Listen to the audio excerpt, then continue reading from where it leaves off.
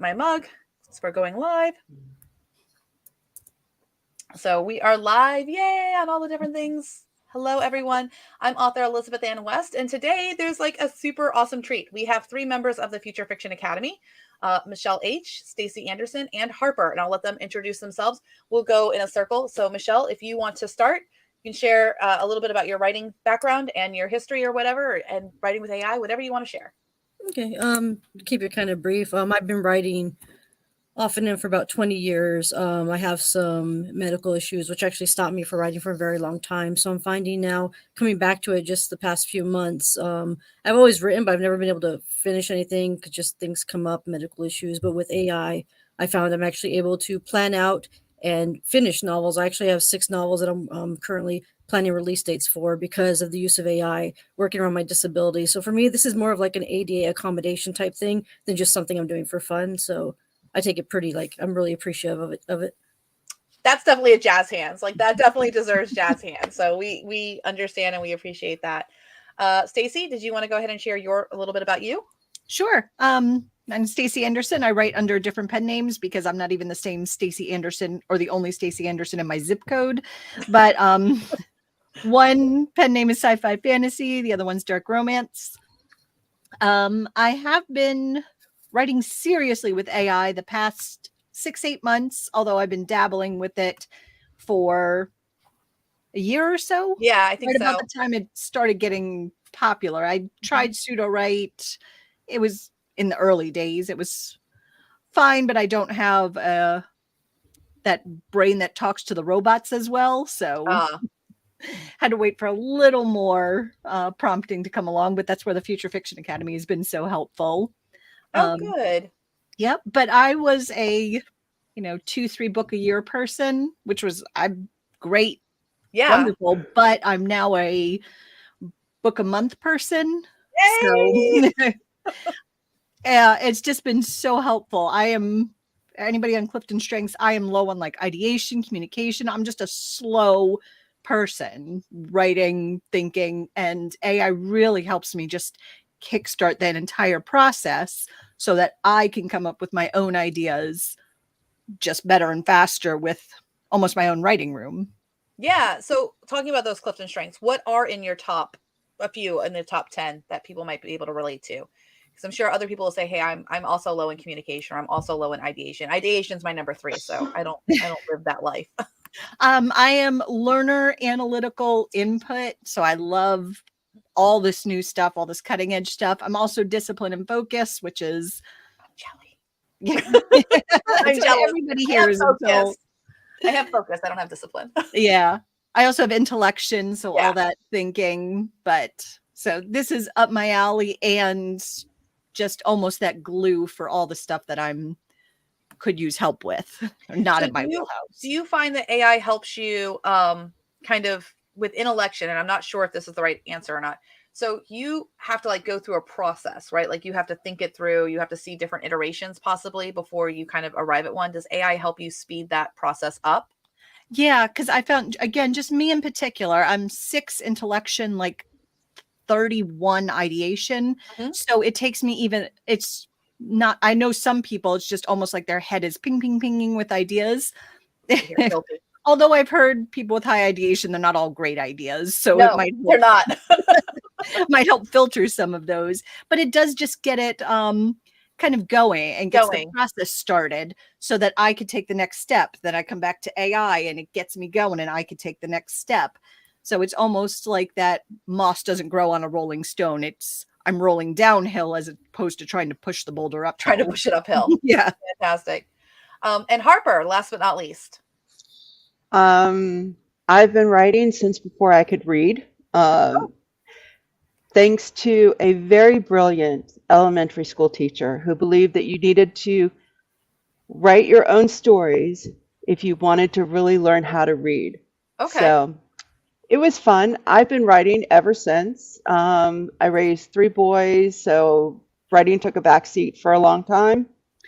And I started writing seriously again after discovering NaNoWriMo in 2016. Okay.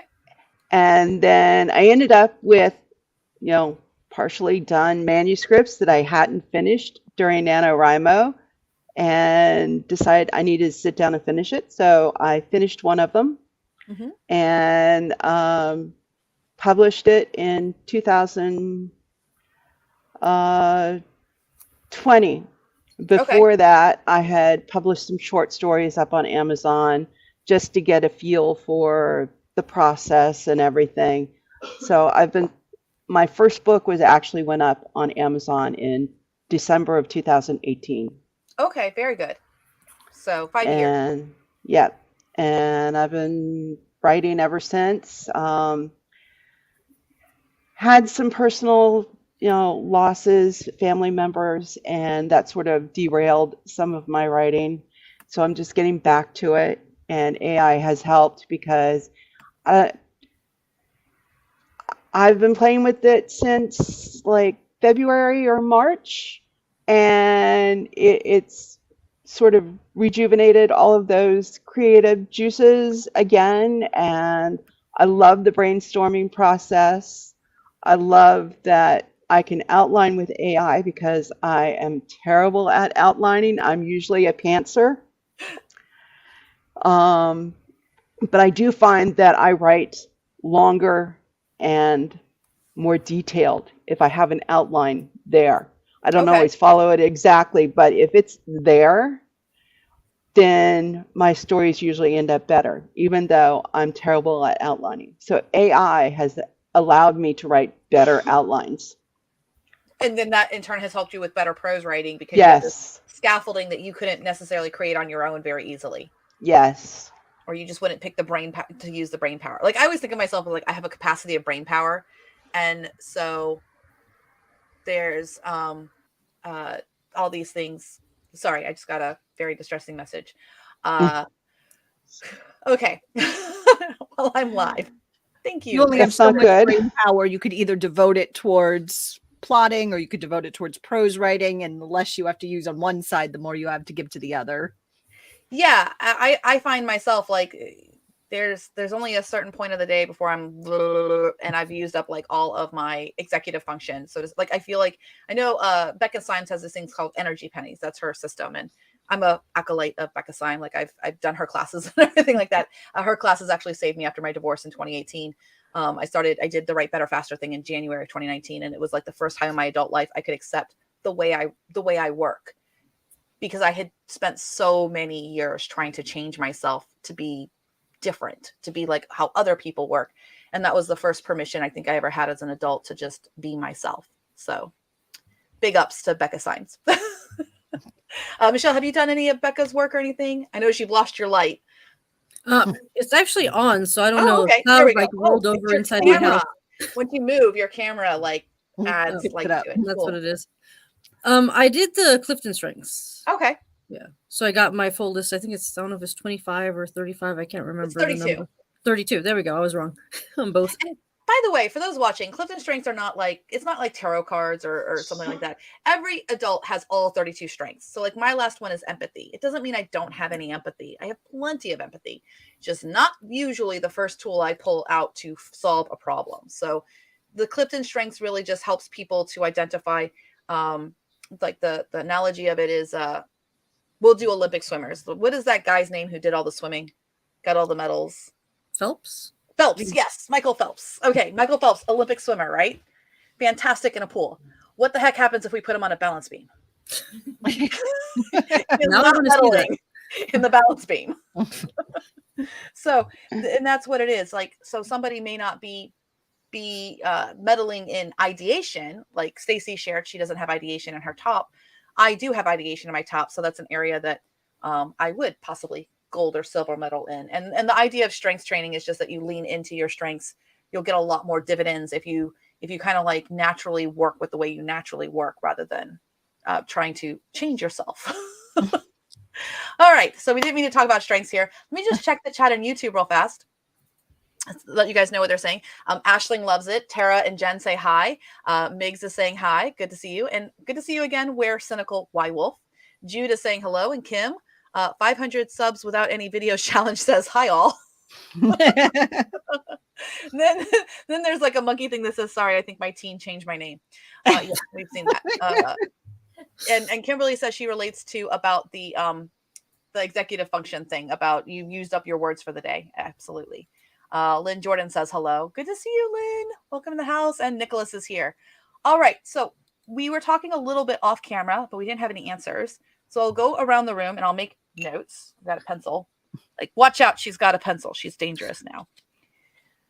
What are some of the features of Rexy, or just the parts of Rexy that are still a little bit squishy to you or mystifying, or you just think would be good to show? And I'll start with Harper this time.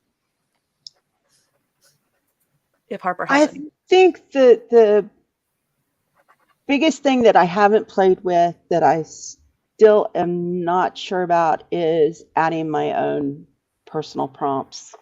Okay. But Personal prompt. yeah, that and no, I think that's it, actually. Okay. No, I that's great. love Rexy, and I've been able to do pretty much anything I want in there so far.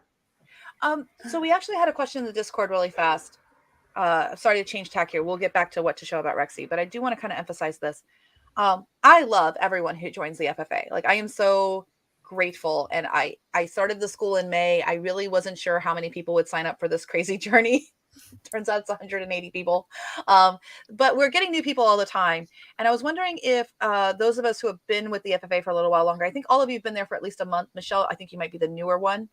Yeah, 2 months for me. Yeah, I want to disabuse people of that notion that you're going to be able to join the FFA and basically master AI in a week, or even master it in a weekend. That's just not possible, because this is a whole new way of writing. So I was thinking that it takes probably about 2 to 3 weeks if you're practicing regularly to kind of get prompting down and kind of understand the models and the hyperparameters. And then it takes, I think, about 2 weeks or so, 2 to 3 weeks to get Rexy down. What do you guys think? I like Yeah. Rexy because Oh, you go ahead. I like Rexy because you can it's almost, yes, there's two different sides to it. I can come in and show it to someone and they can get started prompting right away. Can they access all of the different features we have in there? No, that does take some practice. So I would come in again, or this is what I did, but I got, luckily, I get to do it as Rexy was coming out. But just look at one feature. Start with word banger. Yeah. Get that down. Then start looking at the hyperparameters. Or you don't have to do it in this order. And then start with the prompter. Like, just take it one step at a time. It is a big tool. It can do a lot. Believe me, I'm one of those people that want to do it all right now, all yesterday. You give me something, I want it, mastered yesterday. But just take it one step at a time. And as you become more comfortable with each section or become more comfortable with each parameter, then you can move on. And yeah, in a few weeks, I would say a month to 6 weeks. Yeah. And everybody's different, depending especially on how much time you have to devote to it.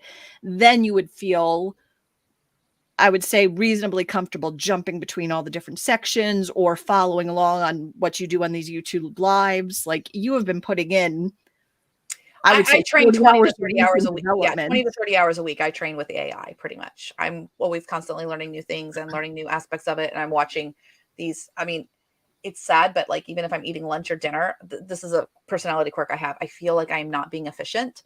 I am wasting time. So I will eat my meals and watch YouTube videos from Matt Wolf and different people on like the more academic. Matt Wolf is pretty good. He's not super academic. He just kind of gives like an overview. But if I see him talk about a tool that I think is important for us, I go on the deep dive of like YouTube videos and stuff like that to go learn.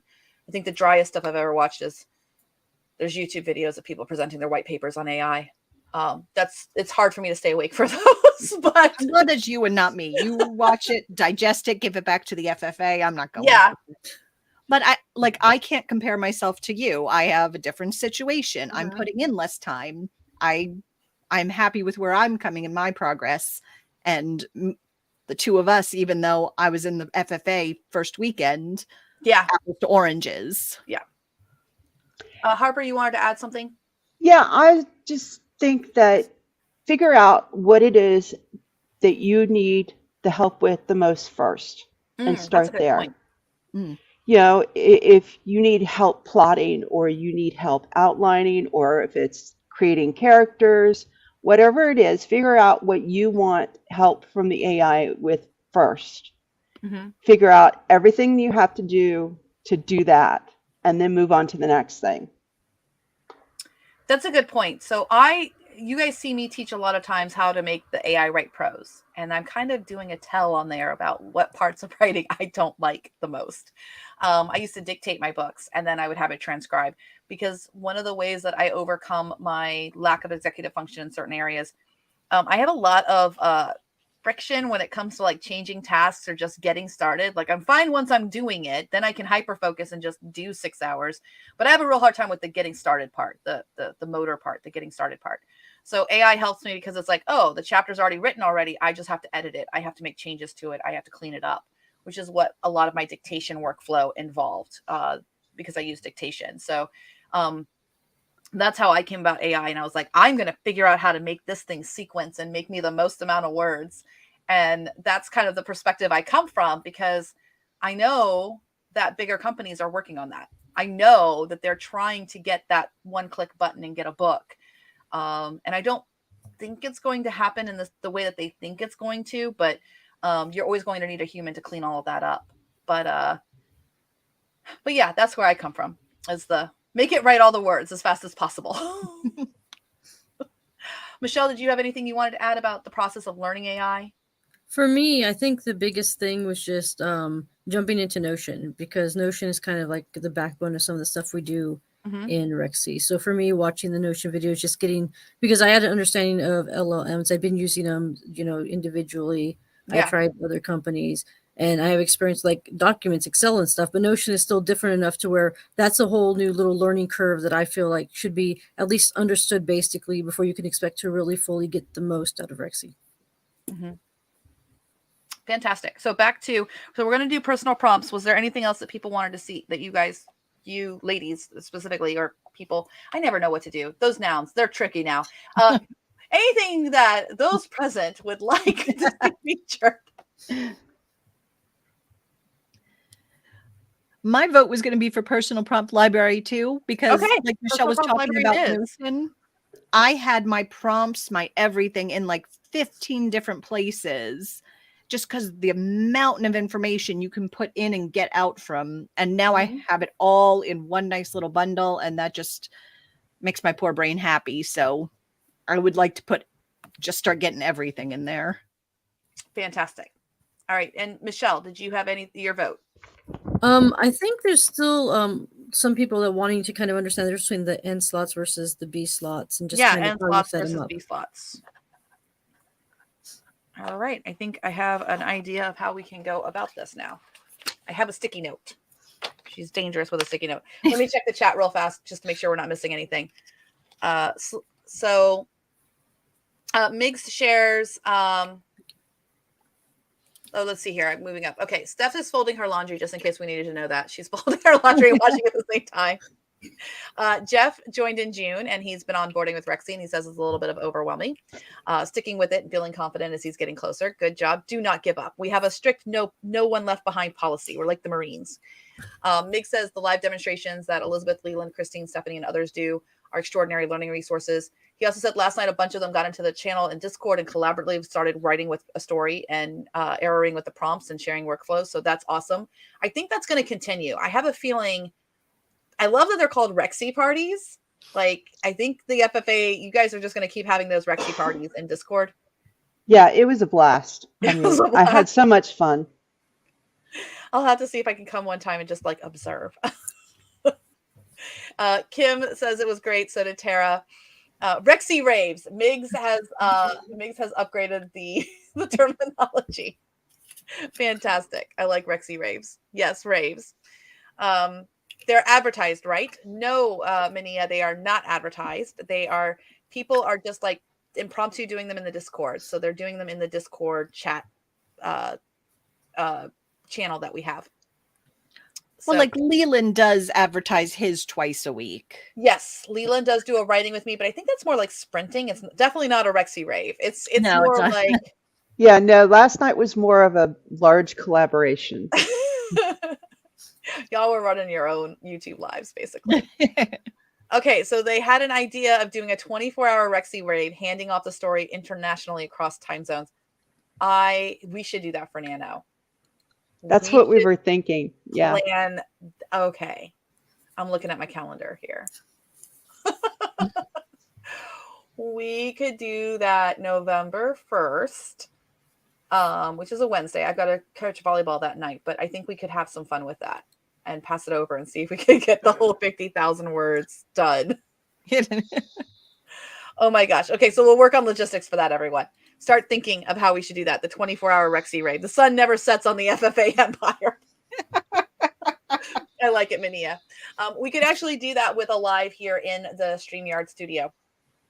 So I can have up to, I think, 8 people. I can always expand it if we need more, but people can be in the chat and everything like that. And I think we could kind of do like a continuous thing, because I don't know how. I think we would have to do breaks for the software, because I've never pushed the limits of StreamYard of a 24-hour stream. I think we may have to at least 15, 20 minutes in there or something. Maybe like a 5-minute takeover or something like that. Or the next one could start while the last one's wrapping up, and then the baton gets passed over. That would be hilarious. The next shift. The next shift. Stay tuned for the next episode. We could do a church volleyball mystery. Okay, we're doing this. This is happening now. November 1st, we'll do it. We'll even go UTC time. So I don't know how I'm gonna plan to do this and be up as much as I can, and then I'm getting on a plane November 2nd at night to go to Vegas for $20 to $15K. So this would be so much fun to do, and I think we should do it. Sleep is for the weak. I'll go with it. Old times, the Jerry Lewis telethon. I like it. All right, so no other questions about things that you guys really my chat people, I love that you're off on the rave and everything like that. Does anyone have parts of Rexy that they really want shown? I guess like the personal prompt libraries, and also the we're also going to talk about Notion slots versus B slots, which I literally wrote as NS versus BS, and I'm like, what's versus the bullshit? I'm confused by my note here. So but no, it's Notion slots versus B slots. Someone said, or 500 subs said 20 hours to 50K. 20 hours to 50K. Oh my goodness. That's a great way. That's a great way to start kicking off that conference. All right. So I'm going to add to stage my Rexy without further ado. Make sure everyone can see it okay. Are you guys at home able to read the screen, or is the typing too small? So I think I could zoom in a little bit, maybe. Let me ask. It's fine on my desktop, a little too small on my phone, but okay. Well, I can't accommodate the phone. I don't know. Yeah, I don't think there's nothing to do with the phone. But let me go ahead and try zooming in a little bit here. Let me just come here and view. You did have some requests to zoom in the chat. Okay. Let me zoom in. All right. So that's what I've got. How's that? Is that a little bit better for everyone? Hopefully that'll work. Okay. So we want to really talk about the personal prompt library. So let's go ahead and take a look at that. So again, we're going to be doing entire labs next week on just the personal prompt library. Like I had plans for that. The library, so to speak, here, the other thing that we have to do is I had asked a few weeks ago for like a prompt committee, and a lot of people volunteered, and we'll definitely be hammering on that. But the main crux of this is that we had this hypothesis here that we could actually break down the tasks into individual cookbooks by task. So like a Dewey Decimal System of, 100 ideas and inspiration, 200 world building, 300 character development, plotting, writing, developmental editing, copy editing, and marketing and publishing.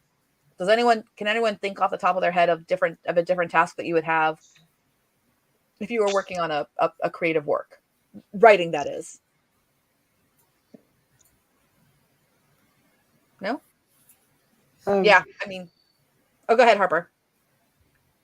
No, I'm terrible at coming up with things right off the top of my head. So no worries. I'll trim back the improv. Sorry about that. No, it's okay. So the idea of the personal prompt library, one original vision was that you would be able to take a regular prompt here and just like click a button and put it into your personal prompt library for changing it. We don't have that capability quite yet, but what we do have is that we do have the basics of it, and you access your personal prompt library on your Rexy superstructure page. So let me go to that. So what that means is that your personal prompt base is actually shared by all of your projects. So that could be another possible way that you decide you want to kind of segment your prompts. And I did one in the last hour, but I'm going to go ahead and do another one. What would be a task that you would want to make a personal prompt for, Michelle or Stacy or whoever asked for this? Whichever one of you asked for this, what would be some applications of the personal prompt library that you're looking to set up? I like trying to use a prompt to put in a custom outline. Okay. Because I don't like the outlines that usually get spit out. I like having in the outline, tags like high romance, low romance. Like that one lab that we did that one day. Yes, and that's been very useful to me ever since then. I add that to all of my outlines. So anytime I do a prompt in ChatGPT 4 or any of the others, or even in Rexy, I always have that added to the outline. And so that's one of the prompts that I want to try and put in my personal prompt library. Sure. So that anytime I'm prompting for an outline, that automatically gets, added to the prompt. Put this in there. Do you have an example of one of those prompts that you've run? If you don't have it handy, you can take a little few minutes to go find it. But if you have an example of what you've run. Yeah, let me find it. I will show you how you take that prompt. If you don't mind me sharing your example prompt, I'll show us how we break that example prompt down into the components that are needed for a prompt library. And that goes for anybody else too. If you guys have personal prompts, and we'll be doing labs on this week. So if you don't get picked here at YouTube, you'll definitely get picked in. I think this is my topic for Monday, actually. I'm not sure what my lab topic is for tomorrow. I have to go look at the calendar. I think it is Monday. It is personal prompt libraries, right? Mm-hmm. Yeah. So tomorrow, if you're planning on coming to the lab, this is for Future Fiction Academy members. If you're planning on coming to the lab tomorrow at 12 Eastern, bring your personal prompts that you want to see converted into the personal prompt library, and I will be helping people go step by step to transfer those into the personal prompt base. Stacy, Michelle, any personal prompts requests from you? So we have an outline one from Harper. Yeah, my suggestion was going to be kind of the beefing mega prompt, but that's for outlining also. Beefing up the outline? Yeah, beefing up the outline. Okay, so that's like working in layers. I don't have one like on hand, but one thing I think would be useful is having it read through it. I think Leland showed this, having it read through it and kind of analyze what's missing, what should be added to kind of keep the reader involved. So you wanted to read through a scene that it wrote and identify ways to expand it or make the writing stronger, or what would be your... I would say just going through and analyzing, try to kind of help make the writing stronger, kind of like a content editor. All right. Well, let's go ahead and, Harper is fetching Harper, did you find an outline? Not yet. That's one of the problems with I'm doing now is they're all over the place. Not to worry. I'm going to jump on Michelle's first and foremost, because I think we can play with that with like a scene that we already have. And let's go ahead and start drafting that prompt. So I'm going to go ahead and click a new prompt in my personal prompt library. It kind of defaults as one-shot prompt. We'll just take it out. And I'm going to open this up. Now, one feature I forgot to show on the last live, guess what? All the instructions are right down here every time you create a prompt. It tells you exactly the step-by-step instructions on how to make a personal prompt, which is kind of cool, I think. So I'll actually edit this for a little bit to explain like how the taxonomy works, because I think that's going to be probably the most confusing one. So real fast, before I title it, I kind of want to think backwards a little bit. I want to start off with what cookbook I would put this in. So Michelle H gave the idea of like identifying. So I'm going to actually say that this is a developmental edit prompt. Would you all agree? So I'm going to shove it into my 600 catalog. And then the categories here, I can look in my 600s and see I actually only have like character development review. That's one of the categories that's available. So let's go ahead and do a character development review, because what I'm actually going to do, this prompt, is it's going to read the information about the character, and then I'm going to have it read the scene, and it's going to make me a report of changes that need to be made to that scene to improve the characterization. Does that sound like a good prompt, Michelle? Yeah, definitely. Along the lines of what you want? Okay. So now that I know what my goal is, I like to just go ahead and write that in my instructions so that I use this as a way to, like, it's like the first draft of my prompt. It helps me to think critically about how do I build this prompt, because building prompts is a skill. It's not going to go away.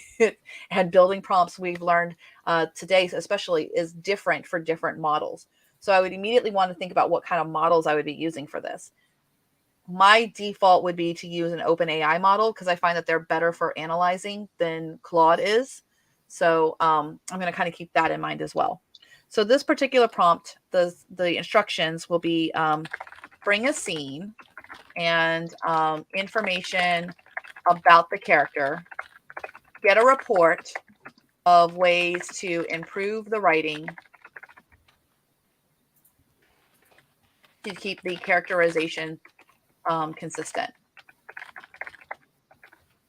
Sound good?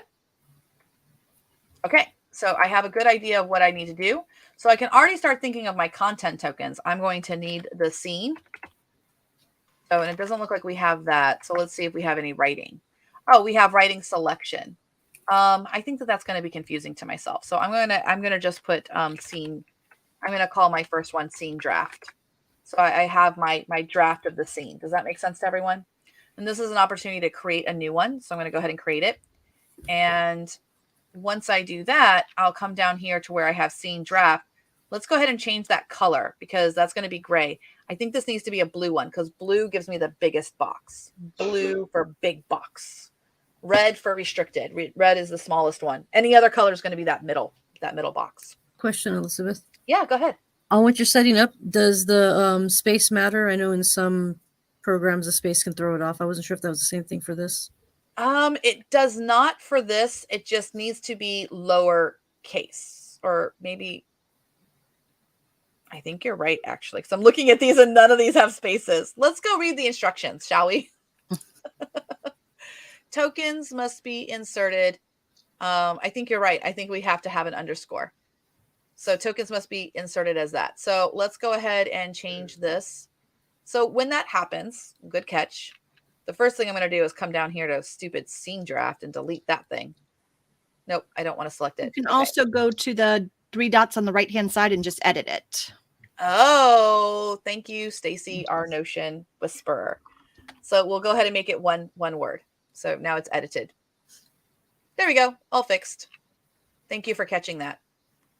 So we have scene draft, all one word.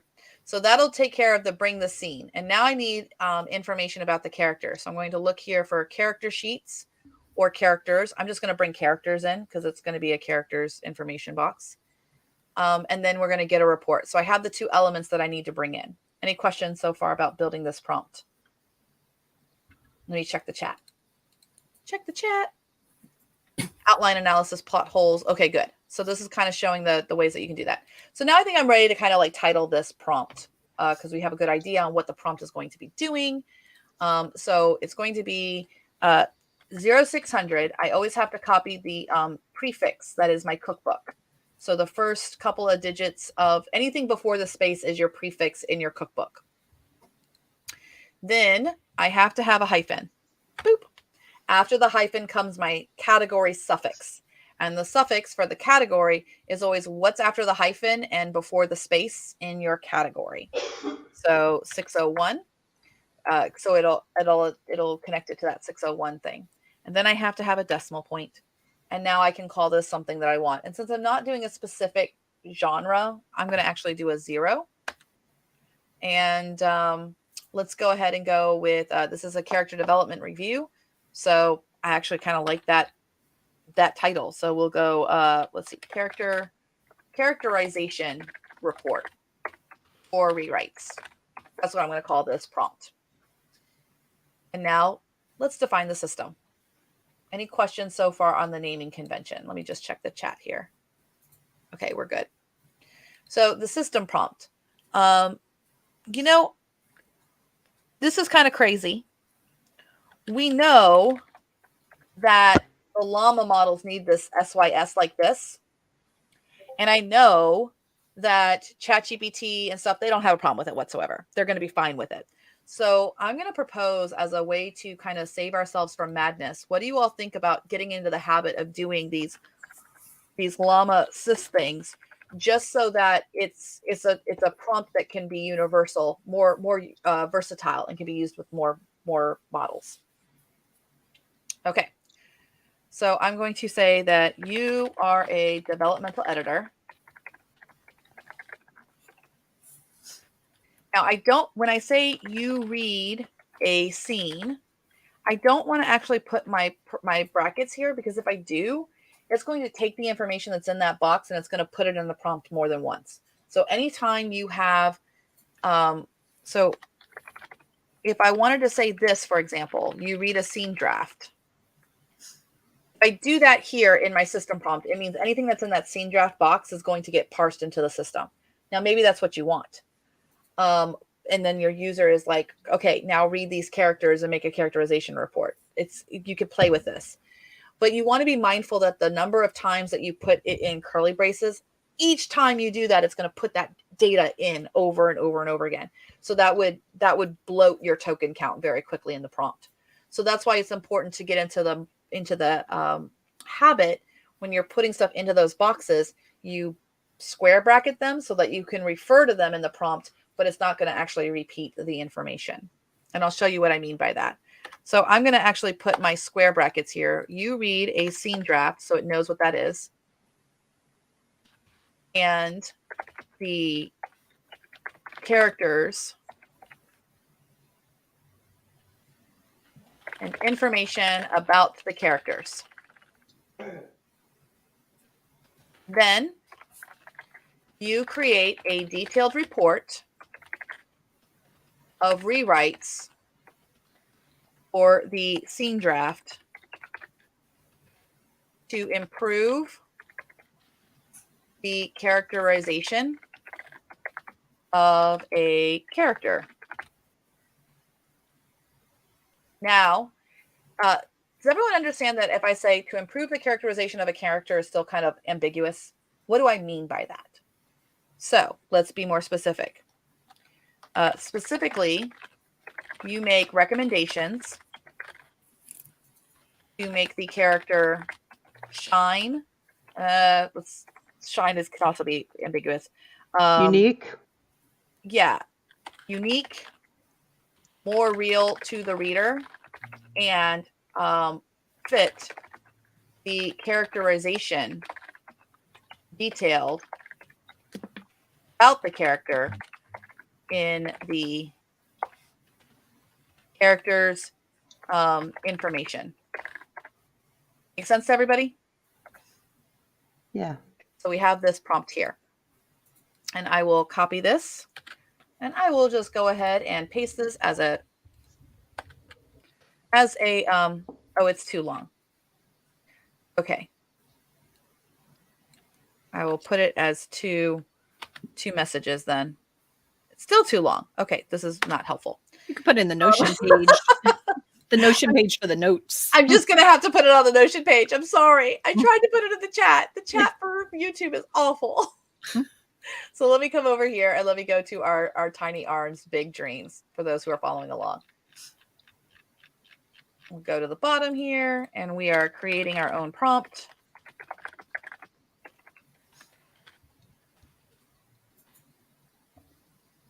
No, Elizabeth, this is why I'm glad I have jump cut. There we go. So we have the whole system prompt on there. Okay, and then I just check it for, now these square brackets, I'm going to have to make sure that I know I'm going to need to put square brackets when I bring my information in, which is really like what I do all the time anyway. So that's not really a hazard for me. All right, so now we do the user prompt. So this is where we go read. And now we bring our scene draft. And characters. Draft your report to improve the characterization for the following characters. And I just realized I need another box. So if characters is going to be this, then I think I'm going to need a characters information sheets. So I'm going to need this. Oh, nope. Character information. This is a new one. And the reason I need, I'll explain, I'm going to fix the prompt a little bit. Is everyone understanding that? Because basically I'm changing the prompt so that it can handle more than one character at a time. So let's go ahead and do this one also in blue. So up here, I'm going to change that this is going to be character information. We were kind of already seeing that as I was having to say the information over and over again. You read a scene draft and information and the character information. There we go. The character information for a story. Then you create a detailed report of rewrites for the scene draft to improve the characterization of characters. And I'm going to put that also in brackets. Specifically, you make recommendations to make the characters unique, more real to the reader, and fit the characterization detailed about the characters in the character information. So, yeah, that's all good. Don't worry, I'll get this revision here. And I know this seems like I'm spending a lot of time on here, but the more time you spend on your prompt, making sure that it's solid. So let me go ahead and update this. The more time you spend on making it solid, then you can run it over and over and over again. You can use it, and it's pretty robust. So now we have here read scene draft, and this one needs to be character information. Draft your report to improve the characterization for the following characters, and then I will put in here characters, because that'll be a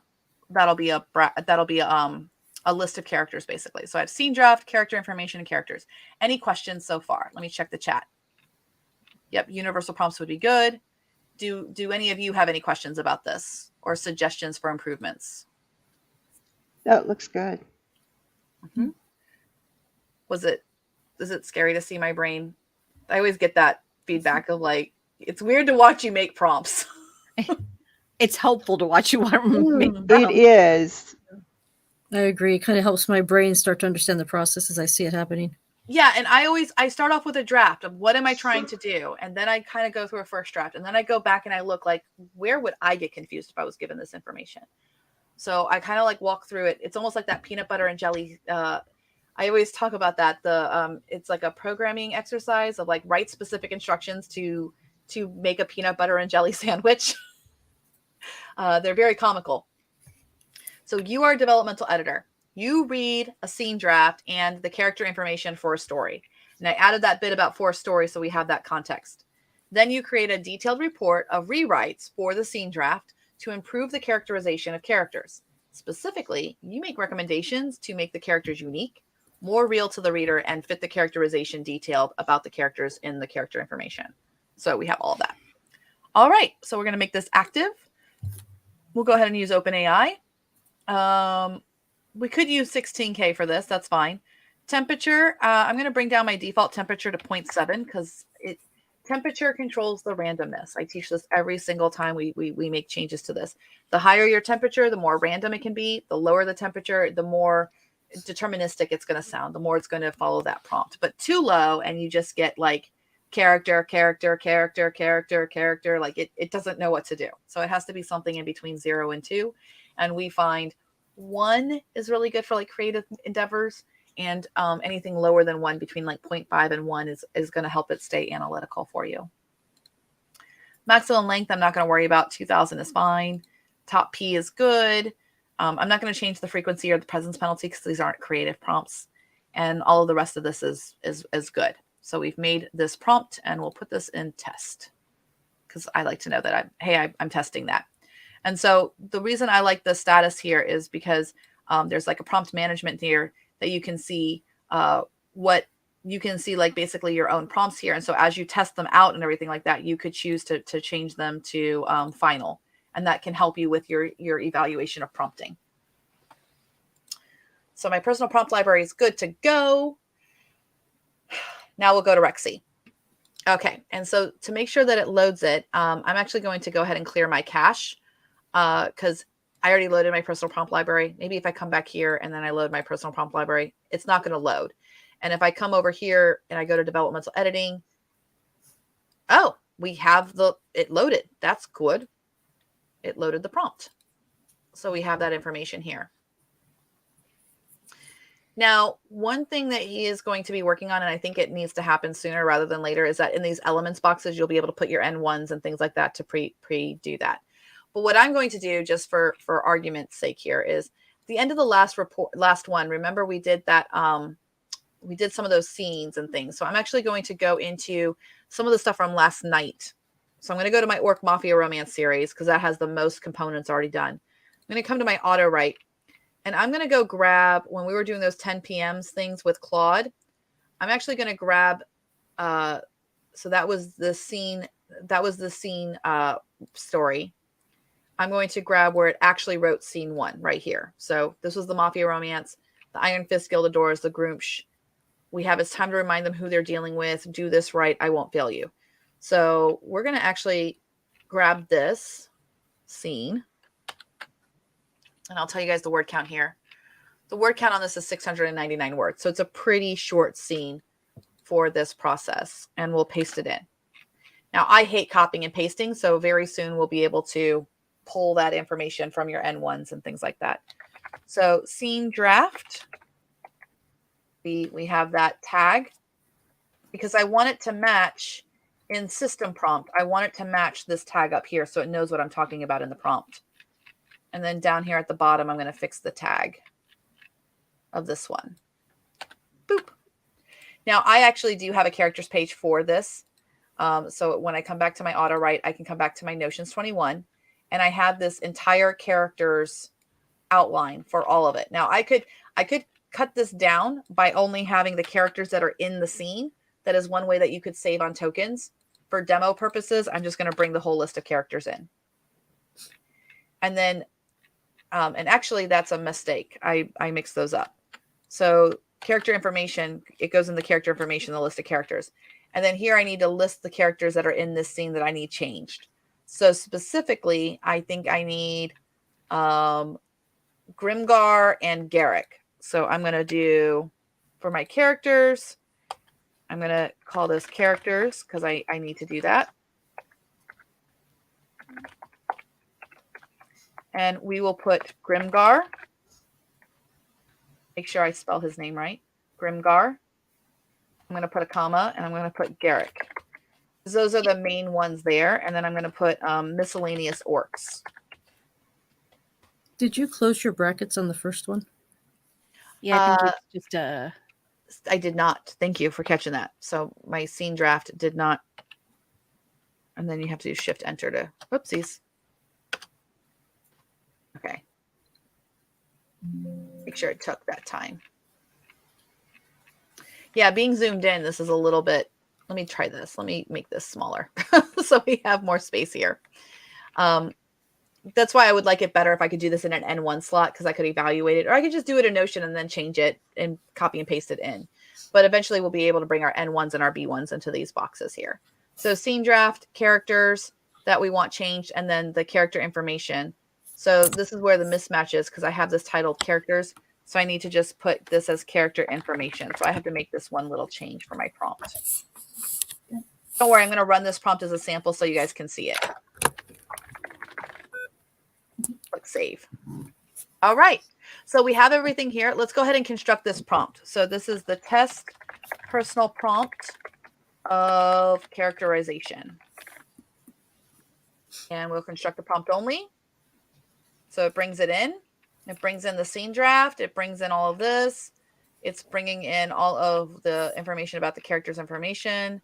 And then down here, Draft your report to improve the characterization for the following characters: Grimgar, Garrick, and miscellaneous orcs. So that's the last instruction part of it. And then this is the entire prompt that it made. So not bad that it put all this stuff together in a logical order. All right, let's see what we get for our report here. So we'll go ahead. We go to the AI settings. They should be already set already because those are the defaults. So we're good to go. And I'll just process it. All right. Enhancements. So Grimgar, physical description. While the scene draft mentions Grimgar's massive brain, cold, flinty eyes, it would be helpful to provide more distinct physical attributes for him apart from the other orcs. For example, you could mention a distinctive scar or particular accessory he always wears. I would say that's actually a good note from a developmental editor who would say like, hey, let's denote him. Grimgar's dialogue should reflect. Okay, cool. It's done. We can look at it this way. It's a lot easier. Grimgar's dialogue should reflect his rough and dominant nature. Consider using more aggressive or commanding language while incorporating the occasional use of orcish terms or expressions to add depth to his character. Emotional depth. To make Grimgar more three-dimensional, it would be beneficial to explore his internal struggles and show glimpses of vulnerability beneath his tough exterior. This could be achieved through internal monologue or brief introspective moments. This one I would cut. This is where the AI is a little bit not correct. This story is about Garrick and Seraphina. So, and I know that Grimgar is going to die in the end. He's like the big villain. We're not redeeming the villain here. This is not, so this is where you have to be the senior writing partner. Garrick. While the scene draft describes Garrick's imposing physique, it would be helpful to provide more details that make him stand out from the other orcs. Consider mentioning a distinctive feature such as a unique piece of jewelry or a weapon he always carries. So same information from Grimgar. The dialogue, his cunning mind and internal conflict, and then his internal conflict more. Okay, differentiation. Consider giving them physical attributes, speech patterns. Make sure the dialogue of the miscellaneous orcs reflects their individual personalities. Each orc should have a unique voice, whether it be gruff, sarcastic, or more lighthearted. This will help bring them to life and make them feel like distinct characters rather than generic background figures. I'm not unhappy with this report. What do you all think? I think it looks good. I need to do this more with my books. Right? I think that's what we're all going to say. I need to do this more with my books. Let's go ahead and test it. I mean, it should work with the other scenes too. So I would just have to manually change the scenes. And I'll work on, like, this is how I work with Rexy.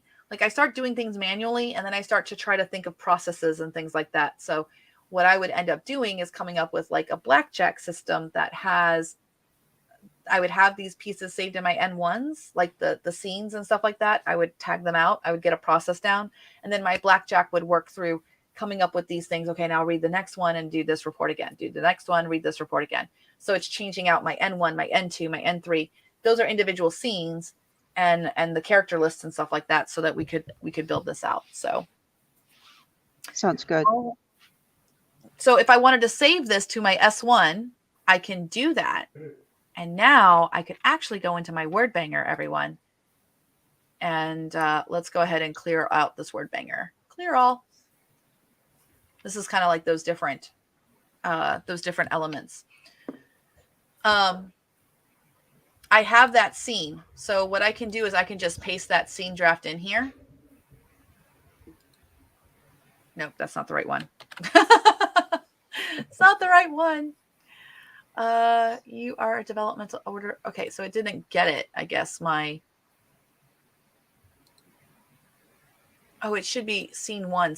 Okay, that's what it is. Okay. So right here, I'm going to put in scene 1. So this is scene 1, right? And I have that characterization chart, or I have that characterization report in my S1. So I can see it. I know this is really hard to see zoomed in, but you guys can see how it's saved here.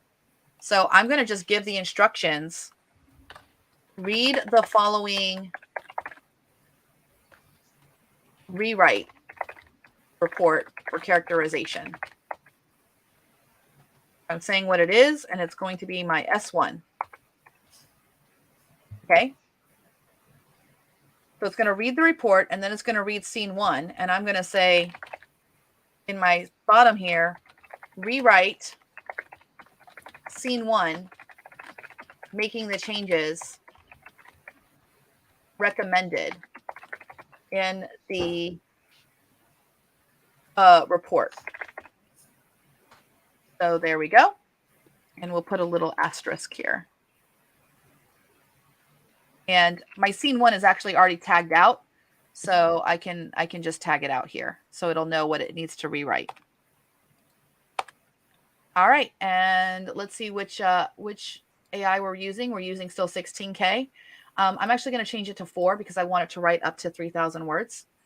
So, and I'm going to say add words and make the scene longer. So it'll know. And let's click let's bang.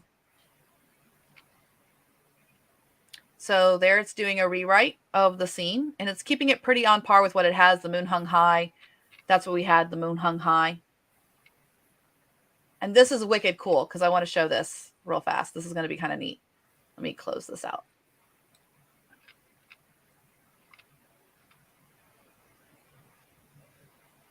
Oh, we have the amulet, the unique amulet that we needed to add in the shape of a wolf's head.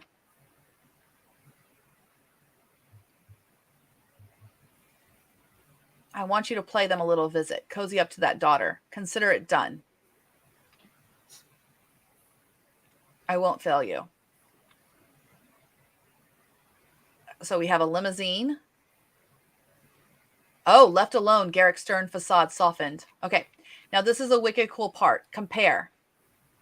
So this is what it started off with, and then the after banging has everything that it did.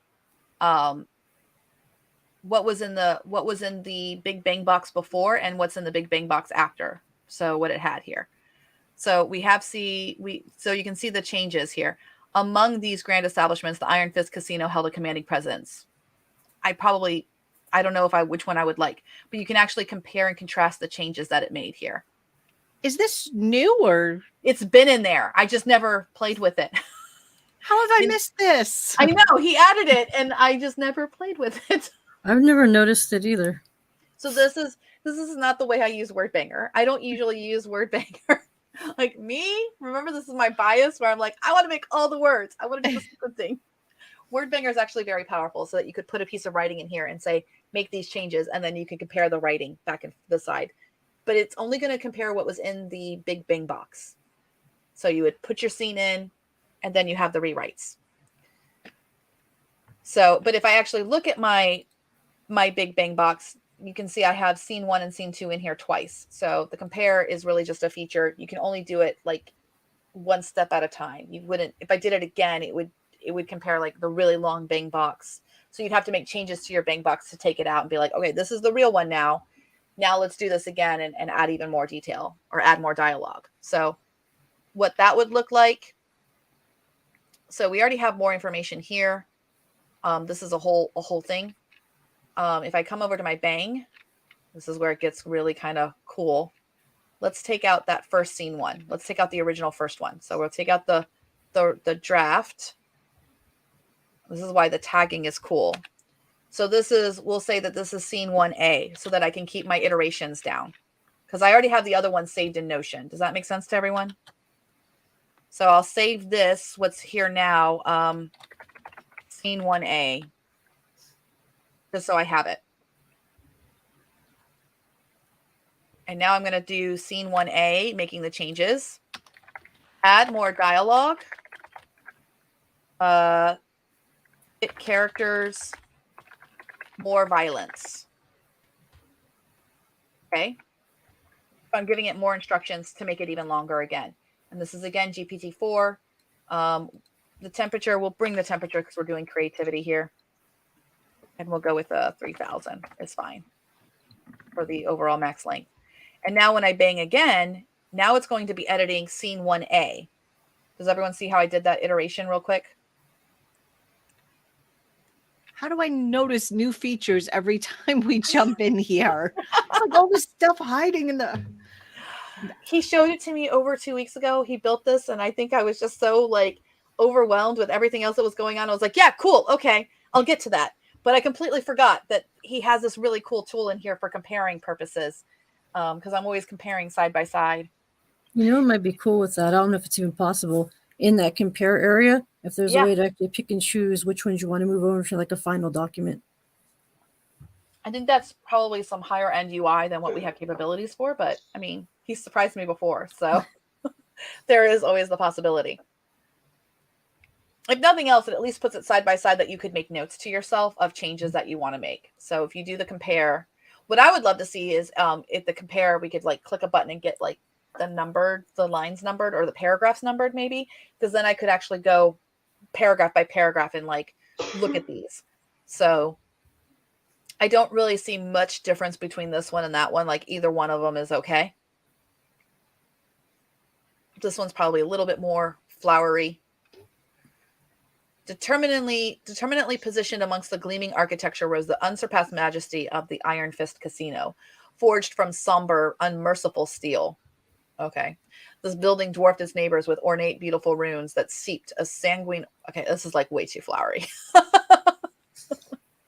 Way too flowery. Unlike the brutish stereotype of his kin, Garrick was a unique mix of physical strength and cunning intelligence.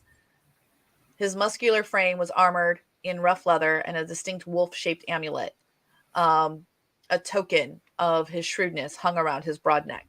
Silver bells, the bunch of cocky elves. Okay, so I do actually like this dialogue a lot better. Their audacity has overstepped bounds. They dare encroach our turf. His meaty hand balled into a fist, veins bulging with pent-up rage. This has some really good material in here. Much better writing, more visceral. One of the things that I did put in Grimgar's characterization is that he always speaks in vocabulary of violence. So the operation is in my hands now. I'll see it done. He responded stoically. Okay, I like that better. Poor Garrick. But it cut it off too short. So this is, you know, some of the difficulties of writing with AI. Sometimes it likes to cut the words. So you would have to do different iterations. You'd have to say, no, write even more. We still are kind of solving that problem out. It doesn't always understand that it needs to write more, not less. If anyone figures that out, let me know. Yeah, I'm still trying to figure that out too. All right. Well, believe it or not, that has been an hour. I know Real we quick, didn't get to some of the other stuff. slightly off topic. 500 subs did have a question about Sure. If you can basically he wants to edit the hopefully he's sort of Notion savvy, or they are sort of Notion savvy, but it sounds like they want to edit the template button itself. So they have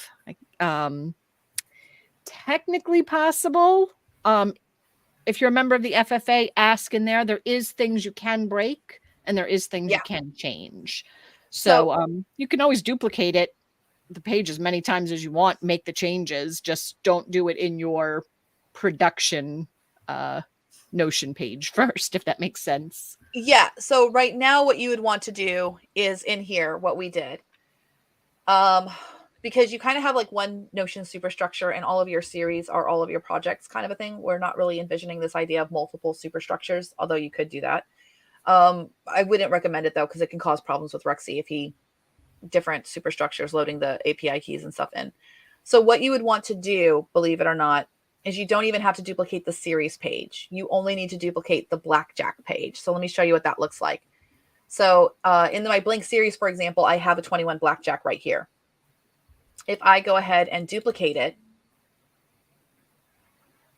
and I bring it below the line, you can make changes to this. You can do whatever you need to for the stuff that's in here.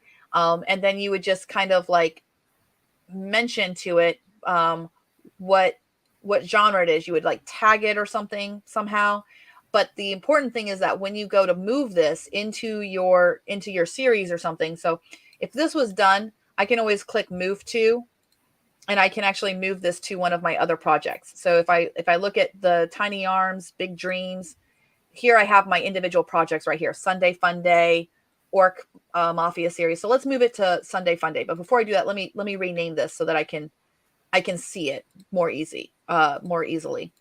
So if I change this name of this and I change it to Sunday Fun Day genre. So let's pretend we made changes to these. We don't have main characters. We have like a template. I could duplicate this, but I can also just move this to in here, my Sunday Fun Day. And once I move it to Sunday Fun Day, when I come into my series page here, you'll see the Sunday Fun Day genre is right here. Now, when I want this one to be read instead of the 21 Blackjack, all I have to do is you can drag this down. Be very careful doing this. And you need to change the names. So what you need to do is you kind of need to grab this one and you need to grab this specific name. It has to be that specific name, exactly like that. 21 hyphen Blackjack with Blackjack super like louder, and then paste it into here. So that's the name of it. And then this is where it gets confusing because there's two of them now. So the one that you don't want anymore, and this one doesn't have anything. The difference between them is that this one has writing style and it has something in here for Orc Mafia Romance. This one doesn't have anything in writing style. So this one I would just kind of make like default. So I know it's the old one. Then I just bring this back in underneath here. And now when I come into Rexy, and we'll get that a smoother process, but that's the process for right now. When I load the project of Sunday Fun Day, and now you'll see my Blackjack is all mixed up. It's not the right Blackjack. I load the new Blackjack. It's getting the new Blackjack information. And when I come over to my elements and I come to my B slots, down here at the bottom, I should see something for writing instructions. Here's the writing style information. It was actually the 21st one. So, because they're always in alphabetical order. We'll be having entire labs just on Blackjack 21s. So I wouldn't duplicate the series button and make changes to the series button. I would duplicate your Blackjack, make changes to the Blackjack, and then have a Blackjack that you can just bring into the series and then, rename that Blackjack 21. Oh. So hopefully, does that answer your question? 500 subs? Yeah. They said, mostly they'll bring it, anything more specific, they'll bring to the Discord. Oh, good. But yeah, the easiest thing to do is to just duplicate the Blackjack and make changes to it. Well, this has been quite a weekend. I do have plans to write live every single Friday this month in October. And I think that this was a success of bringing members of the FFA onto it. So what do you all think? Did you enjoy it or? Yeah, it was fun. So yeah, go right ahead. This was terrible, Elizabeth. I hated it. I'm never doing it. I wish I'd been a little bit more prepared because we didn't get to my thing, but that's okay. I'm so sorry. I will definitely get it into your lab because the personal prompt library is tomorrow at 12. Will you be at that lab? I think so. Okay. I'll help you walk through that. All right. Well, thank you everyone so very much. A big thank you to Michelle and Stacy and Harper for being brave enough to come on. Like, I'm not alone. I really appreciate you all so much. Let me go ahead and stop the share. And I will see everyone in lab. I'd like to encourage anyone watching these YouTube videos. We don't bite. We just teach AI. So if you want to join the FFA, the link is in the description and everything like that. So the more, the merrier. All right. Any final thoughts that you guys had? No? All right. No. Well, thank you. Can't wait to get back in and start playing again. All right. And we'll keep an eye out for those Rexy raves. All right. Bye, everyone. I appreciate the time you take doing this. Yeah. Bye.